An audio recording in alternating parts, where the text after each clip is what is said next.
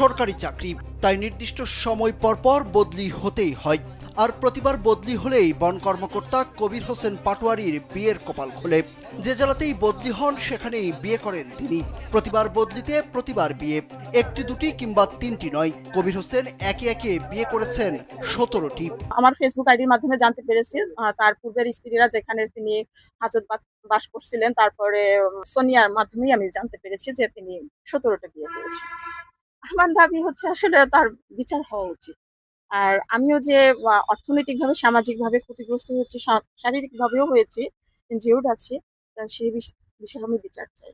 কবির হোসেন শুরুতেই যেখানে যান সেখানে কোনো নারীকে টার্গেট করেন। এরপর বিদেশে পড়াশোনা, সরকারি চাকরি দেয়া, বিমানবালা হিসেবে সুযোগ কিংবা সম্পত্তি দেওয়ার প্রলোভন দেখান।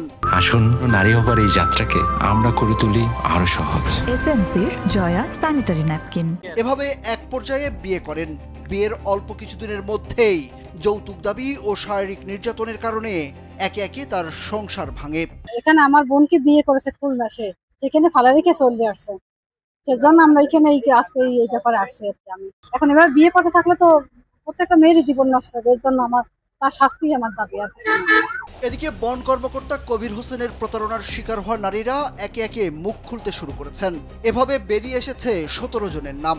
উপায় না পেয়ে ভুক্তভোগী ও তাদের পরিবারের সদস্যরা বিচারের দাবিতে মানববন্ধন করেছেন। তারা বলছেন, কবির এর আগে ঢাকা, খুলনা, সিরাজগঞ্জ, বাগেরহাট ও বিভিন্ন জেলায় কর্মরত থাকাকালীন বিয়ের নামে প্রতারণা করেছেন।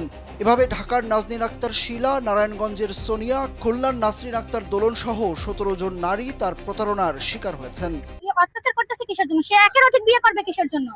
সে যেখানে যায় সেখানে বিয়ে করে, তাদের বউরা আছে, তারপরে সে দিবস দিবে, বিয়ে করবে। এটা কি নারীদের ছেলে খারাপ পাইছে? সে নারী নিয়ে কে শুরু করেছে? সে আমরা নারী না? আমরা এখানে কতজন নারী আছি? সে সব প্রত্যেকটা নারীর উপরে অত্যাচার করতে আছে।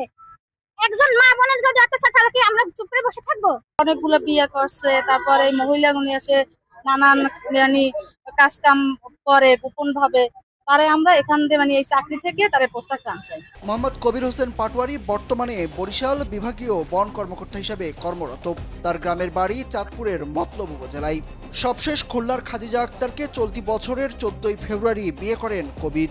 বিয়ের দ্বিতীয় দিনে স্ত্রীর বাবার বাড়ির অংশ লিখে দেওয়ার দাবি করেন তিনি।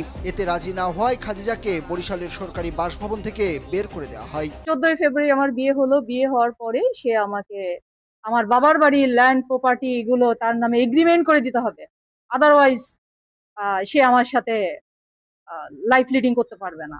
আমার প্রতি যে অমানসিক ভাবে সে ব্যবহারগুলো করেছে, আমাকে টর্চারিং, রাত 1টার সময় আমাকে এখান থেকে বের করে দেওয়া, তাহলে অ্যাজ এ লিগ্যাল ওয়াইফ হিসেবে আমাকে যে এখান থেকে বের করে দেওয়া হলো, তাহলে ওই সময় তো আমার তো একটা অ্যাক্সিডেন্ট হতে পারতো, আমি তো আমার মায়ের কোলে ফিরে নাও যেতে পারতাম।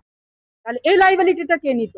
একজন ডিএফও হয়ে সরকারি পদমর্যাদা হয়ে সরকারি গাড়ি ব্যবহার করে সে এই কাজগুলো দীর্ঘদিন ধরে করে যাচ্ছে এবং বর্তমানে রানিংও চলছে। তা ভুক্তভোগী নারীদের অভিযোগ, থানায়, আদালতে এবং বন ও পরিবেশ মন্ত্রণালয়ে কবির হোসেনের বিরুদ্ধে অভিযোগ দায়ের করেও এখনো কোনো প্রতিকার পাননি তারা।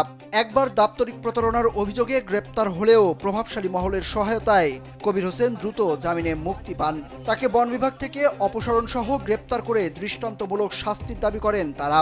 এ বিষয়ে অভিযুক্ত বরিশাল বিভাগীয় বন কর্মকর্তা মোহাম্মদ কবির হোসেন পাটোয়ারির ব্যবহৃত মোবাইল ফোনে একাধিকবার যোগাযোগের চেষ্টা করা হলেও তা বন্ধ থাকায় কোনো বক্তব্য নেওয়া সম্ভব হয়নি।